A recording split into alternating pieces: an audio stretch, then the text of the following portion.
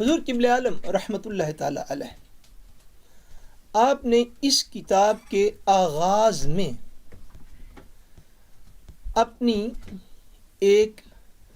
بشارت جو تھی اس کا تذکرہ فرمایا، اور اس کتاب کے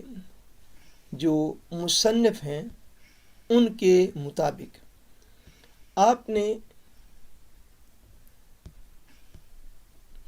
اس کتاب کے یہ جو پہلی سطور ہے ان کو خود لکھا اور اس کتاب کا حصہ جو ہے وہ بنوایا۔ یہ یقیناً وہ صاحب مصنف جو ان کے لیے بھی یہ بڑی اعزاز اور سعادت کی بات ہے۔ اس میں آپ نے اپنے ایک خواب کا جو تھا وہ ذکر فرمایا، جس کو ابھی جو ہے وہ ہم انشاءاللہ تبارک و تعالی ذکر کرتے ہیں، اور یہ اس کتاب کا میرے پاس اس وقت پیج نمبر جو ہے وہ 3 جو ہے وہ اس کا آ رہا ہے۔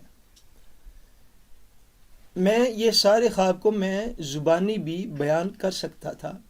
لیکن میں نے یہ مناسب سمجھا کہ جو الفاظ خود آپ نے لکھے ان الفاظ کی صورت میں ہی میں آپ کے تمام متعلقین، محبین اور تمام بیلیوں تک جو ہے وہ اس کو آپ کے لکھے ہوئے الفاظ کی صورت میں جو ہے وہ میں آپ کی خدمت میں عرض کروں۔ اس کا پہلے تمہید ہے، اس تمہید کو چھوڑتے ہوئے ایگزیکٹلی آپ کے خواب کے اوپر جو ہے وہ ہم آتے۔ آپ نے ارشاد فرمایا کہ چنانچہ قبلہ عالم، اب یہ حضور قبلہ عالم حضرت پیر سید محمد باقر علی بخاری رحمۃ اللہ تعالی علیہ، اب یہ آپ کی تحریر ہے، آپ بھی اس کو سمجھتے جائیے گا۔ فرمایا کہ حضور قبلہ عالم والد ماجد صاحب عرس رحمۃ اللہ تعالی علیہ کے وصال مبارک کے چند ماہ بعد کی بات ہے۔ یعنی اب آپ حضور قبلہ عالم رحمۃ اللہ تعالی علیہ یہ لکھ رہے ہیں کہ یہ واقعہ اس وقت کا ہے کہ جب آپ کے والد گرامی ان کے وصال مبارک کو ابھی چند مہینے ہوئے تھے، یہ تب کا یہ واقعہ ہے۔ آپ کے والد گرامی حضور قدوۃ السالکین برہان الباصرین حضور السید محمد نور الحسن بخاری رحمۃ اللہ تعالی علیہ، آپ کا وصال مبارک 21 نومبر 1952 1952 21 نومبر کی تاریخ جو ہے تب آپ کا وصال مبارک ہوا۔ آپ یہ فرما رہے ہیں کہ یہ واقعہ جو میرے ساتھ پیش آیا یہ آپ کے وصال مبارک کے چند ماہ بعد کی یہ بات ہے۔ اس اعتبار سے میں یہ اندازہ کرتا ہوں کہ چونکہ حضور قبلہ عالم رحمۃ اللہ تعالی علیہ آپ کا جو یوم پیدائش ہے وہ ہے 9 اکتوبر 1930، یعنی آپ کی ولادت باسعادت جو ہے وہ 9 اکتوبر 1930 کو ہوئی، اور آپ کے والد گرامی رحمۃ اللہ تعالی علیہ آپ کا وصال مبارک 1952 میں ہوا، اور اس کے چند ماہ بعد کی یہ بات ہے۔ اس اعتبار سے حضور قبلہ عالم سیدی و مرشدی و مولائی آپ رحمۃ اللہ تعالی علیہ کی عمر مبارک اس وقت تقریباً 22 سال کے قریب بنتی ہے، یعنی 22-23 سال کے قریب آپ کی عمر شریف بنتی ہے جب کا یہ واقعہ ہے۔ اس سے تمام سننے والوں کو، ہمارے ناظرین کو یہ اندازہ ہوگا کہ آپ کو اللہ تبارک و تعالیٰ نے کیسا عظیم مقام ولایت عطا فرمایا تھا، کہ آپ کی بھرپور جوانی کی یہ بات ہے، اور یقیناً قرآن مجید نے جس طرح واضح طور پر یہ بات ارشاد فرمائی ہے کہ کچھ لوگ ایسے اہل اللہ ہوتے ہیں جن کو اللہ تبارک و تعالیٰ اپنی رحمت سے خود ہی منتخب فرما لیتا ہے، انہیں اپنے لیے چن لیتا ہے، اور جو اس کے رستے کی طرف آتا ہے اللہ تبارک و تعالیٰ اسے بھی ہدایت عطا فرماتا ہے۔ محرومی کسی کے لیے بھی نہیں ہوتی، مگر یہ بات بہرحال قرآن و سنت کی روشنی میں بالکل واضح ہے کہ کچھ ایسے عظیم لوگ ہوتے ہیں کہ جن کو اللہ تبارک و تعالیٰ اپنے قرب کے لیے خود ہی منتخب فرما لیتا ہے، لیکن اس دین میں محرومی صاحب ظاہر ہے کسی کے لیے بھی نہیں ہے۔ جو کوشش کرتا ہے اللہ تبارک و تعالیٰ اس کے لیے بھی اپنے رستے جو ہیں وہ صاف اور واضح جو ہے وہ فرما دیتا ہے۔ بہرحال آپ کی عمر مبارک جو میں اندازہ کرتا ہوں وہ کم و بیش 22 سال کے لگ بھگ آپ کی عمر شریف ہے جب کا یہ واقعہ ہے. اور جیسا میں نے عرض کر دیا 9 اکتوبر 1930 کو آپ کی ولادت باسعادت ہوئی اور 20 جون سن 2014 کو آپ کا وصال مبارک ہوا. اس اعتبار سے آپ کی عمر مبارک کم و بیش 83 سال اور کچھ مہینے اوپر بنتی ہے. آپ کم و بیش جو ہے اس کو 83.5 سال کے قریب آپ کی عمر پاک ہے. اس عمر مبارک کے طویل حصہ میں سینکڑوں نہیں ہزاروں لوگوں نے آپ سے ملاقات کا شرف حاصل کیا.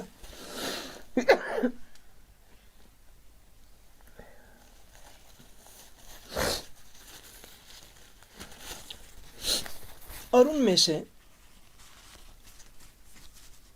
سینکڑوں علماء مستند علماء چاہے جائے کہ وہ آپ کے سلسلہ عالیہ میں داخل ہوئے یا داخل نہ ہوئے، اس 83-84 سالہ زندگی میں لاکھوں عوام مسلمانوں کو چھوڑ کر سینکڑوں علماء، محدثین، مفسرین، شارحین جن کو آپ کی زیارت کا موقع ملا، وہ آپ کے سلسلہ عالیہ میں داخل ہوئے یا نہ داخل ہوئے مگر آپ کے مقام ولایت کے ضرور معترف رہے. آپ کو اللہ تبارک و تعالیٰ نے ایک طویل زندگی جو ہے وہ عطا فرمائی. اور یہ بات آپ کی بالکل ابتدائی جوانی کی زندگی کی سے سمجھ میں یہ بات آتی ہے کہ آپ کو اللہ تبارک و تعالیٰ نے کیسا عظیم الشان مقامی ولایت جو ہے وہ عطا فرمایا تھا. آپ نے فرمایا کہ میرے والد گرامی رحمۃ اللہ تعالیٰ علیہ کے وصال کے چند ماہ بعد کی بات ہے کہ ایک بیلی نے، یعنی ہمارے ہاں آستانہ اللہ علیہ حضرت کیلیاں والا شریف کے جو مرید ہیں ان کو بیلی کہا جاتا ہے، اور نارویجن بچوں اور بچیوں کے لیے بیلی کا معنی ہوتا ہے فرینڈ، دوست، وین. فرمایا کہ ایک بیلی نے جنگ صفین میں حضرت علی المرتضیٰ رضی اللہ تعالیٰ عنہ کے ساتھ حضرت امیر معاویہ رضی اللہ تعالیٰ عنہ کی جنگ کرنے کا ذکر کیا، تو میں نے بھی نسبی حمیت کے جذبہ کے تحت حضرت امیر معاویہ رضی اللہ تعالیٰ عنہ کے متعلق کچھ ناپسندیدگی کے الفاظ کا اظہار کیا. یہ واقعہ ہے. آپ فرماتے کہ کوئی خادم میرے پاس کوئی بیلی بیٹھا ہوا تھا کہ اس نے جنگ صفین میں حضرت مولا علی پاک اور حضرت سیدنا معاویہ رضی اللہ تعالیٰ عنہ کے درمیان جو جنگ ہوئی اس کا ذکر کیا. یہ بات جو ہے یہ ہمارے ناظرین کے ذہن نشین رہنی چاہیے کہ امیر المومنین، امام المتقین، داماد رسول حضرت سیدنا عثمان غنی رضی اللہ تعالی عنہ آپ کی شہادت کے بعد اس شہادت کا جو تاریخ اسلام پہ وہ اتنا بڑا افسوسناک سانحہ تھا کہ اس شہادت کے بعد جو ہے وہ 2 بڑی بڑی جنگیں جو ہیں اس شہادت کے ایشو پر اور اس شہادت کے ریئیکشن میں صحابہ اکرام کے مابین ہوئیں. ایک جنگ کو جنگ جمل کہا جاتا ہے اور ایک جنگ کو جنگ صفین کہا جاتا ہے. آج سے 1-2 سال پہلے ہمارے کچھ طلباء نے توجہ دلائی تو میں نے جنگ جمل کے حوالے سے کچھ معروضات جو ہیں وہ عرض کی تھی، اور اسی حوالے سے مستقبل قریب میں انشاءاللہ جنگ صفین اور اس حوالے سے بھی کچھ معروضات جو ہے وہ میں ضرور عرض کر دوں گا، لیکن اس وقت ان کو تفصیل میں لے کے جانا جو ہے وہ مقصود نہیں ہے. چونکہ حضرت سیدنا عثمان غنی رضی اللہ تعالیٰ عنہ کی شخصیت عالمی اسلام میں اتنی بڑی تھی کہ آپ کی شہادت کے بعد یہ 2 عظیم جنگیں صحابہ کرام کے مابین ہوئیں. چونکہ خلافت راشدہ منتقل ہوئی شہنشاہ ولایت حضور سیدنا مولا علی پاک رضی اللہ تعالیٰ عنہ کی طرف.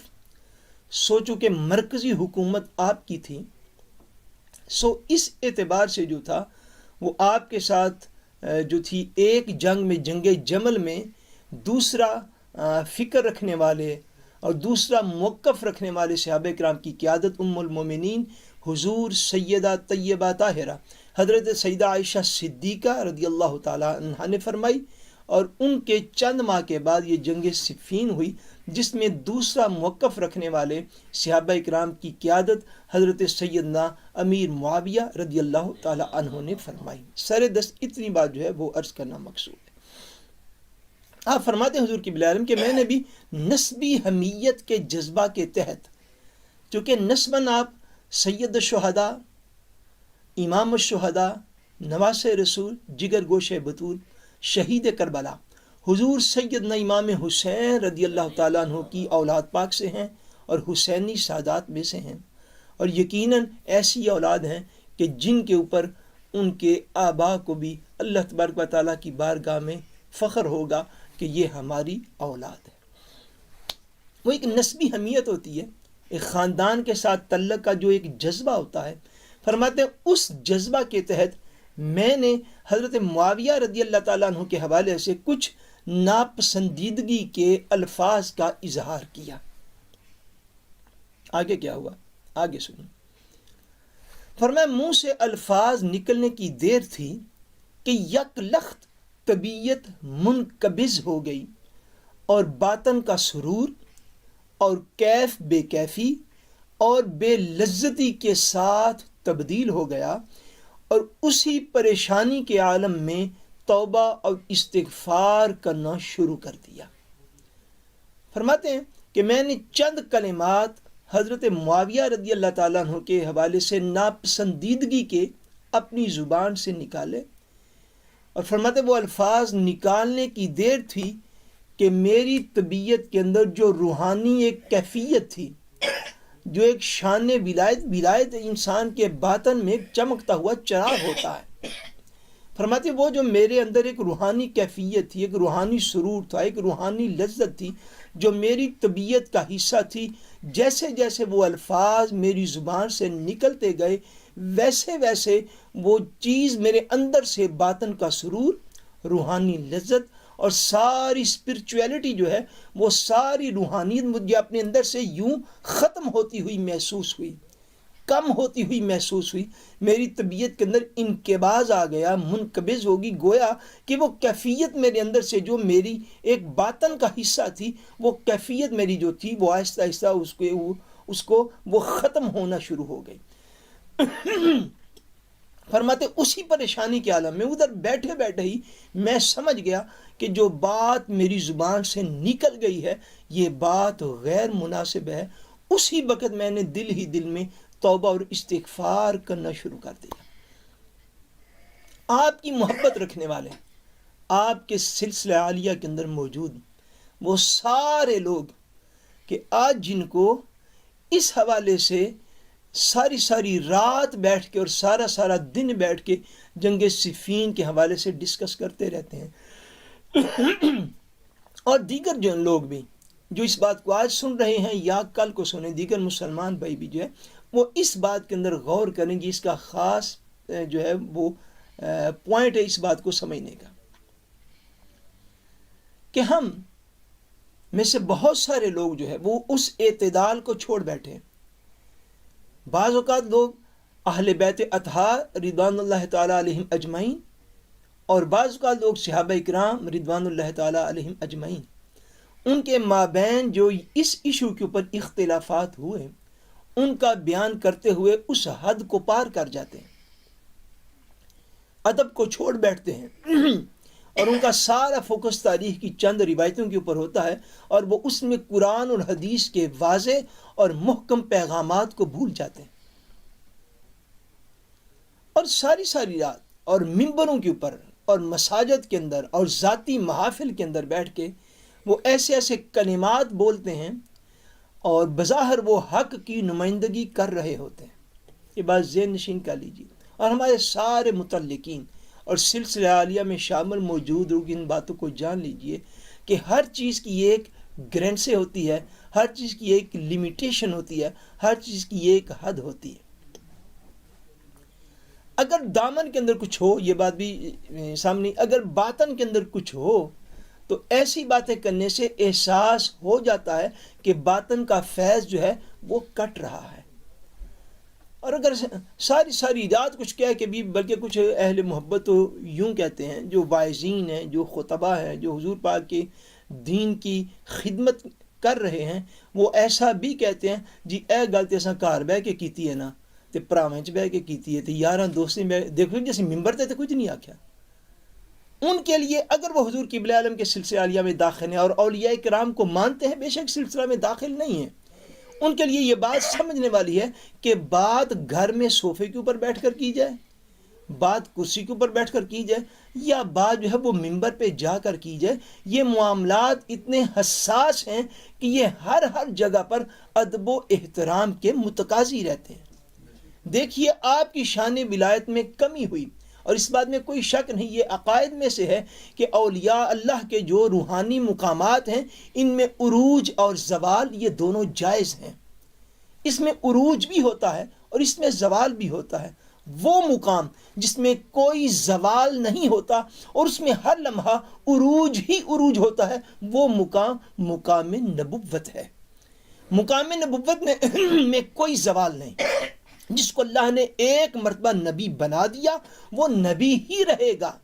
اور اس کے نبوت کے روحانی مقامات کو غیر نبی کیسے سمجھ یا بیان کر سکتا ہے؟ یہ ممکن ہی نہیں ہے۔ مگر جو شان ولایت ہے اس کے اندر عقیدہ اہل سنت ہے، اس میں عروج اور زوال ہوتا ہے۔ کبھی روحانی کیفیت نہایت بلندی پر ہوتی ہے، کبھی روحانی کیفیت کم بھی ہو جاتی ہے، اور بعض اوقات اللہ تبارک و تعالیٰ پناہ عطا فرمائے مقام ولایت پر پہنچے ہوئے لوگ بھی بارگاہ ربوبیت سے رد کر دیے جاتے ہیں۔ ایسا بھی ممکنات میں سے۔ سو آپ یہ فرماتے ہیں کہ میری روحانی کیفیت ختم ہوگی وہ چند جملے بولنے سے۔ آج ہم لوگ چند جملوں کو کچھ سمجھتے ہی نہیں ہیں، ان سب کے لیے اس کے اندر اصلاح ہے۔ فرماتے ہیں میرا سارا باطنی کیف ختم ہو گیا اور میں سمجھ گیا کہ مجھ سے غلطی ہو گئی، سو میں نے اسی لمحہ دل میں توبہ اور استغفار کرنا شروع کر دیا۔ فرماتے ہیں رات کو جب نیند آئی تو عالم رویا میں دیکھتا ہوں، یعنی خواب کی حالت میں دیکھتا ہوں کہ حضور قبلہ عالم والد ماجد رحمۃ اللہ تعالی علیہ کی بیٹھک شریف میں بیٹھا ہوا ہوں، جو آپ کے والد گرامی کی بیٹھک شریف تھی۔ خادمین جو ہے وہ اس بات کو جانتے ہیں۔ میں بیٹھا ہوا ہوں تو رحمت عالم نور مجسم سرکار دو عالم صلی اللہ علیہ وآلہ وسلم تشریف لائے، اور آپ کے پیچھے حضرت مولا علی المرتضیٰ رضی اللہ تعالی عنہ تشریف فرما ہے، اور ان کے پیچھے حضرت امیر معاویہ رضی اللہ تعالی عنہ تشریف فرما ہے۔ فرماتے میں نے خواب میں یہ کیفیت دیکھی کہ میں حضور والد گرامی رحمت اللہ تعالی علیہ ان کی بیٹھک شریف، جو پرانی بیٹھک شریف ہے، میں وہاں پر ہوں، اور حضور نبی اکرم نور مجسم رحمت دو عالم صلی اللہ علیہ وسلم آپ تشریف لائے ہیں۔ آپ کے پیچھے حضور سیدنا مولا علی پاک ہیں، اور ان کے پیچھے حضرت معاویہ رضی اللہ تعالی عنہما ہے۔ اس ترتیب کے ساتھ فرماتے میں نے زیارت کی۔ فرماتے حضرت علی المرتضیٰ رضی اللہ تعالیٰ عنہ کے ہاتھ میں تلوار ہے، اور حضرت علی رضی اللہ تعالیٰ عنہ حضرت رسول کریم صلی اللہ علیہ وآلہ وسلم کے پاس سے گزر کر میرے پاس تشریف لائے، اور حضرت امیر معاویہ رضی اللہ تعالیٰ عنہ کی طرف اشارہ کر کے مجھے فرمایا کہ ان کے متعلق تو نے ایسے الفاظ کیوں کہے ہیں؟ فرماتا یہ ارشاد فرما، تلوار غصے کی علامت، جلال کی علامت۔ فرماتے حضور مولا علی پاک حضور رحمت دو عالم صلی اللہ علیہ وسلم کے پاس سے گزر کر آگے میرے پاس آئے، اور اشارہ کیا حضرت معاویہ رضی اللہ تعالیٰ عنہ کی طرف، اور مجھے غصے کے ساتھ یہ فرمایا کہ تو نے حضرت معاویہ رضی اللہ تعالیٰ عنہ کے حوالے سے یہ الفاظ کیوں کہے ہیں؟ فرماتے ہیں آپ میں نے عرض کیا، خواب میں نے عرض کیا مجھ سے غلطی ہو گئی۔ فرماتے ہیں پھر حضرت مولا علی پاک رضی اللہ تعالیٰ عنہ نے دوبارہ فرمایا، فرماتے ہیں پھر آپ نے فرمایا تو نے یہ لفظ کیوں کہے ہیں؟ دو دفعہ فرماتے حضور مولا علی پاک رضی اللہ تعالیٰ عنہ نے مجھے یہ ارشاد فرمایا کہ تو نے یہ الفاظ معاویہ رضی اللہ تعالیٰ عنہ کے حوالے سے ناپسندیدگی کے الفاظ تم نے کیوں بولے ہیں، ایسے کیوں کہیں؟ اس کو عتاب کہتے ہیں، اس کو محبت بری گرفت کہتے ہیں، جس کی ابتدا میں غصہ ہوتا ہے اور آخر میں وہ غصہ رحمت کے اندر بدل جاتا ہے۔ اور یہ بہت سارے اولیاء کرام کے ساتھ جن سے اللہ تبارک و تعالیٰ کو امت کا کوئی کام لینا مقصود ہوتا ہے، ان کی رہنمائی بر وقت کی جاتی ہے، مگر وہ ذات بابرکات بے نیاز ہے، اس کو اس سے کوئی حاجت نہیں اس چیز کی کہ کون بندہ راہ راست پر ہے اور کون بندہ گمراہ ہو چکا ہوا ہے۔ مگر اولیاء کرام کے ساتھ چونکہ منسلک ہے سلسلہ ہدایت روحانی طور پر، خاص طور پہ، اس لیے بہت سارے اولیاء کرام کی اصلاح جو ہے اس محبت بری گرفت کے ذریعے کی جاتی ہے۔ مگر آپ فرماتے ہیں مجھے 2 دفعہ حضور مولا علی پاک نے یہ ارشاد فرمایا، ساتھ اشارہ کریں حضرت معاویہ کی طرف، اور فرما رہے ہیں کہ تو نے ان کے حوالے سے یہ الفاظ کیوں کہے ہیں۔ فرماتے ہیں میں نے عرض کیا کہ غلطی ہوگی، پھر حضور صلی اللہ علیہ وآلہ وسلم حضرت علی رضی اللہ تعالیٰ عنہ اور حضرت امیر معاویہ رضی اللہ تعالیٰ عنہ واپس تشریف لے گئے۔ اتنا خواب فرماتے اس کے بعد میں نے توبہ استغفار کرنی شروع کی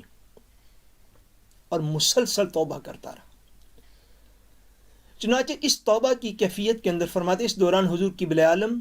والد ماجد رحمۃ اللہ تعالی علیہ کی کئی بار زیارت بھی نصیب ہوئی، تاہم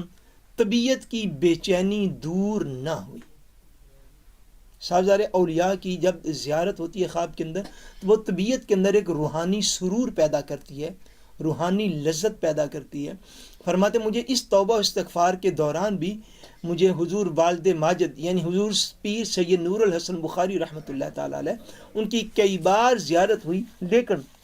میری طبیعت کی بے چینی دور نہ ہوئی۔ فرماتے انہی توبہ کے ایام میں ایک رات خواب میں دیکھا کہ مرشد حقانی حضرت قبلہ شیر ربانی سرکار اعلی حضرت شرک پوری رحمۃ اللہ تعالی علیہ تشریف فرما ہیں، یعنی اعلی حضرت عظیم البرکت حضور میاں شیر محمد صاحب شرک پوری رحمۃ اللہ تعالی علیہ، جو کہ مرشد خانہ ہے آستان عالیہ حضرت کے علیہ مالا شریف کا۔ فرماتے انہی ایام توبہ کے اندر میں نے دیکھا کہ حضور میاں صاحب رحمۃ اللہ تعالی علیہ تشریف فرما ہیں، میں بھی حاضر ہوں اور چند اور بیلی بھی آپ کے پاس حاضر ہیں۔ سامنے دریا ہے جو کہ کناروں تک بھرا ہوا ہے۔ حضور قبلہ شیر ربانی رحمۃ اللہ تعالی علیہ ارشاد فرماتے ہیں کہ دریا کس طرح پار کریں گے۔ اب یہ سلسلے کا دوسرا خواب ہے جو آپ ارشاد فرما رہے ہیں۔ فرماتے حضور شیر ربانی رحمۃ اللہ تعالی علیہ سامنے کناروں تک بھرا ہوا لبالب دریا ہے، چند اور بیلی بھی پاس کھڑے ہیں اور میں بھی حاضر خدمت ہوں۔ تو آپ فرماتے بھائی یہ دریا جو ہے یہ ہم کس طرح پار کریں گے؟ فرماتے میں نے خواب میں عرض کیا حضور میں تیرنا جانتا ہوں، آپ میرے کندھے پر سوار ہوں تو میں تیر کر دریا پار کر لوں گا۔ چنانچہ جناب نے میری درخواست منظور کر لی۔ فرماتے حضور شیر ربانی رحمۃ اللہ تعالیٰ علیہ نے میں نے خواب میں عرض کیا تو آپ نے میری اس درخواست کو منظور فرما لیا کہ ٹھیک ہے ہم تمہارے کندھوں پر سوار ہو جاتے ہیں اور دریا کو پار کر لیتے۔ فرماتے ہیں کہ جناب نے میری درخواست منظور کر لی اور دریا میں اترنے کے لیے جو گزرگاہ بنی ہوئی ہے میں اس میں بیٹھ گیا، اور حضرت شیر ربانی سرکار شرک پوری رحمۃ اللہ تعالی علیہ اونچی جگہ پر کھڑے ہو کر مجھ پر اس طرح سوار ہوئے کہ جناب کا دایاں قدم مبارک میرے سینے اور پیٹ کے دائیں حصے پر اور جناب کا بایاں قدم مبارک میرے سینے اور پیٹ کے بائیں حصے پر، اور میں نے اپنے ایک ہاتھ سے جناب کو تھاما ہوا ہے اور دوسرے ہاتھ سے جو ہے وہ دریا میں تیر رہا ہوں، اور جناب حضور میاں صاحب رحمۃ اللہ تعالی علیہ نے میرا سر جو ہے وہ پکڑا ہوا ہے۔ یہ کیفیت ہے خواب کی۔ جو آپ کی مجلس میں حاضر لوگ رہے ہیں جن کو یہ شرف حاصل رہا ہے. آپ واللہ بعض اوقات خواب ارشاد فرماتے اتنی ڈیٹیل اور تفصیل میں فرماتے کہ یوں ہوتا جیسے بندے کے سامنے وہ منظر جو ہے وہ کھلا ہوا ہے. یہ تحریر بھی اس کا ایک عظیم الشان حصہ ہے. آپ کی وہ جو فصاحت و بلاغت ہوتی ہے وہ تحریر سے بھی ظاہر ہے. فرمایا کہ آپ کا جناب میں اس طرح بیٹھا ہوا تھا، جناب اونچی جگہ پہ تشریف فرما تھے، وہاں پہ آپ میرے جسم کے اوپر سوار ہوئے، جناب کا دایاں قدم مبارک اس جگہ پہ تھا، حضور میاں صاحب رحمۃ اللہ تعالیٰ علیہ کا بایاں قدم مبارک اس جگہ پہ تھا، میں نے ایک ہاتھ سے آپ کو تھاما ہوا تھا، ایک ہاتھ سے دریا کے اندر تیر رہا تھا، اور آپ نے میرا سر جو ہے اس کو پکڑا ہوا تھا. یہ کیفیت. فرماتے جب نصف دریا کے قریب ہم پہنچے، آدھا دریا میں نے تیر کے پار کر لیا، تو حضور میاں صاحب حضور قبلہ عالم شیر ربانی رحمۃ اللہ تعالی علیہ نے ارشاد فرمایا لالیا سنبھل کر چلنا، اب میرا بوجھ بھی تجھ پر ہی ہے. آپ کے والد گرامی حضور رحمۃ اللہ تعالی علیہ آپ کو حضور قبلہ عالم کو آپ لالا کہہ کے مخاطب ہوتے تھے، اور جب بات ہوتی تو لالیا کہتے کہ لالیا انج کر لے، لالیا اس طرح کر لے، لالیا اس طرح کر لے. آپ فرماتے مجھے حضور شیر ربانی رحمۃ اللہ تعالی علیہ نے ارشاد فرمایا لالیا سنبھل کر چلنا، اب میرا بوجھ بھی تجھ پر ہی ہے. گویا کہ یہ ارشاد فرمایا جا رہا ہے کہ میری روحانیت کا سارا فیض جو ہے یقیناً حضرت شرقپور شریف رحمۃ اللہ تعالی علیہ کا جو آستانہ ہے وہاں کے سارے جو خلفاء ہیں وہ سارے نور علی نور ہیں، مگر یہ بات بھی سارے اس بات کو یقیناً اس دور کے سارے لوگ ماضی قریب کے سمجھتے ہیں کہ جتنی دیر حضور قبلہ عالم رحمۃ اللہ تعالی علیہ حیات رہے تو آستانہ علیہ شرقپور شریف کے بھی روحانی معاملات میں اور دیگر معاملات میں اولین مشاورت آپ کی ذات بابرکات سے ہی کی جاتی تھی، کیونکہ پیچھے حضور شیر ربانی رحمۃ اللہ تعالی علیہ کے یہ الفاظ موجود تھے. فرمایا لالیا سنبھل کر چلنا، اب میرا بوجھ بھی تجھ پر ہے، کہ یعنی عقائد کے اندر، معاملات کے اندر، روحانیت کے اندر جو ہے وہ سنبھال کے قدم رکھنا، اس دریا کو دھیان سے پار کرنا، چونکہ میری روحانیت کا بوجھ جو ہے وہ آپ پر ہے، اور آپ اس فیض کو آگے زیادہ پہنچانے والے بنیں گے. اس کا مفہوم جو میں نے عرض کیا، حضور قبلہ عالم فرماتے میں نے عرض کیا جناب کی دعا کی ضرورت ہے، پھر کوئی فکر نہیں. چنانچہ اسی حال میں دریا عبور کیا، مگر ان تمام زیارتوں اور بشارتوں کے باوجود دل میں ایک بات بیٹھ گئی تھی کہ آگاہی کے وقت، یعنی جب حضرت معاویہ رضی اللہ تعالیٰ عنہ کی شان میں نے کچھ نرم الفاظ بولے تو اس وقت میری اصلاح کے وقت جو ہے آگاہی کے وقت سرکار دو عالم صلی اللہ علیہ وآلہ وسلم خود تشریف لائے تھے، لہٰذا یقینی معافی اس وقت ہی ہوگی جب سرکار ابد قرار صلی اللہ علیہ وآلہ وسلم خود اپنے جمال با کمال سے نواز دیں گے. فرماتے ہیں مجھے بشارات تو ہوتی رہیں، مگر میرے دل میں بس ایک بات بیٹھ گئی کہ جب میں نے حضرت معاویہ رضی اللہ تعالیٰ عنہ کی شان میں جو تھے چند نازیبہ کلمات نسبی حمیت کی بنیاد پر زبان سے نکالے تھے، تو آگاہی کے وقت، انفارم کرنے کے وقت حضور نبی اکرم صلی اللہ علیہ وسلم خود تشریف لائے تھے، تو میں یقینی معافی اس وقت سمجھوں گا کہ جب آقا دو جہاں صلی اللہ علیہ وسلم کا پھر مجھے دیدار ہوگا. میں کہتا ہوں یہ حضور قبلہ عالم رحمۃ اللہ تعالی علیہ کی شان ولایت اور مقام ولایت یہ ایک مقام ناز تھا، یہ مقام ناز ہے. جس طرح کچھ انبیاء اللہ تبارک و تعالیٰ کی بارگاہ میں مقام ناز رکھتے تھے، تو ولایت جو ہے یہ کسی نہ کسی نبی کے قدم پر ہوتی ہے. ولی ہمیشہ کسی نہ کسی نبی کی روحانیت سے فیض یاب ہوتا ہے، اور یہ ایک واقعہ ہے جو میں عرض کر رہا ہوں، مگر یہ درجنوں واقعات ایسے ہیں جن کو لوگ جانتے ہیں، اور میں کہتا ہوں ان کو اگر جمع کیا جائے تو شاید سینکڑوں کی تعداد میں وہ روحانی بشارات بنیں یا اس سے بھی اوپر ہو جائیں کہ حضور قبلہ عالم رحمۃ اللہ تعالیٰ علیہ کو حضور پاک کی بارگاہ میں جو مقام ولایت حاصل تھا وہ مقام ناز تھا. شاید اس کی وجہ آپ کا حضور پاک کے نسب میں ہونا ہے یا جس طرح بھی معاملہ ہے جس کو اللہ اور اس کا رسول ہی بہتر جانتے ہیں، مگر یہ ایک مقام ناز ہے، ورنہ کون جرت کر سکتا ہے،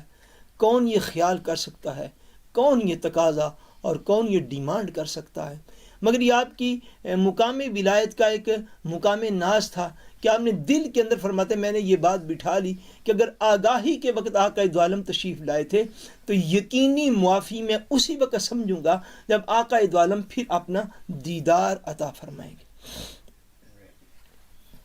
فرماتے ہیں چنانچہ ایک رات میں سویا تو قسمت جاگ اٹھی، یعنی محبوب خدا صلی اللہ علیہ وآلہ وسلم تشریف لائے اور شرف زیارت سے نوازا، اور کافی دیر تک، سبحان اللہ، پھر مجھے وہ چیزیں یاد آ گئیں، اب کتنی تفصیل سے بعض کا چیزیں ارشاد فرماتے اور فرماتے کافی دیر تک، اور یہ کافی دیر کیا ہے؟ فرماتے تقریباً 8 سے 10 منٹ تک اپنے قلب منور والی جانب اپنی بغل مبارک میں لیے پیار اور شفقت فرماتے رہے، اور اس طرح بے سکون دل کو سکون اور قرار کی دولت سے مالا مال کیا۔ تب جا کے مجھے اطمینان ہوا کہ حضرت امیر معاویہ رضی اللہ تعالیٰ عنہ کی شان میں جو معمولی سی نامناسب بات میں نے کی تھی آج اس کی معافی ہو گئی ہے۔ یہاں یہ بات قابل غور ہے کہ حضور مولا کائنات شہنشاہ ولایت حضرت سیدنا علی المرتضیٰ کرم اللہ تعالی وجہہ الکریم کا میری رہنمائی اور آگاہی کے لیے اکیلے تشریف لانا ہی کافی تھا، لیکن آگاہی کے وقت بھی اور پھر میرے توبہ و استغفار کے بعد بھی حضور پر نور سرور عالم صلی اللہ علیہ وآلہ وسلم خود تشریف لائے، جو میرے لیے رحمت ہی رحمت اور کرم ہی کرم کا سبب ہے۔ اس کے باوجود کئی سال بعد اللہ تبارک و تعالیٰ کے فضل و کرم سے حرمین طیبین کی حاضری نصیب ہوئی، تو پھر بارگاہ خدا تعالیٰ اور بارگاہ مصطفیٰ صلی اللہ علیہ وآلہ وسلم میں معافی کا خواستگار ہوا۔ یہ جو آپ کی کیفیت تھی کہ آپ کو آقا دو جہاں صلی اللہ علیہ وسلم کی زیارت نصیب ہوئی، اس طرح فرماتے ہیں کہ حضور پاک علیہ الصلوۃ والسلام اپنے قلب مبارک یعنی اپنی بائیں جانب کی بغل مبارک میں مجھے لیا، اور فرماتے ہیں کہ 8 سے 10 منٹ تک حضور پاک نے مجھے اپنے سینے سے لگائے رکھا اور مجھ پہ پیار فرماتے رہے اور شفقت فرماتے رہے اور محبت فرماتے رہے۔ اور میرے آقا کا تو ایک مرتبہ حضور کسی کو اپنے جسم اطہر کا ظاہری حیات طیبہ میں یا باطنی اور برزخی حیات طیبہ میں اس کے قریب فرمائیں یا نہ فرمائیں، میرے آقا کی تو زیارت ہی حالت ایمان میں افراد کو جو تھی وہ مقام صحابیت عطا فرماتی تھی۔ یہ آپ کے اوپر بڑا کرم تھا کہ آپ نے فرمایا کہ دل مبارک کی جانب حضور پاک نے مجھے اپنی بغل میں لیا، 8 سے 10 منٹ تک جو تھے وہ آپ نے فیوزات کے رحمتوں کے خزانے جو تھے وہ عطا فرمائے، اور فرماتے پھر جا کے میرے دل کو قرار اور اطمینان ہو گیا اور روحانی فیوزات سارے جاری ہو گئے، اور اللہ تبارک و تعالیٰ نے کرم فرما دیا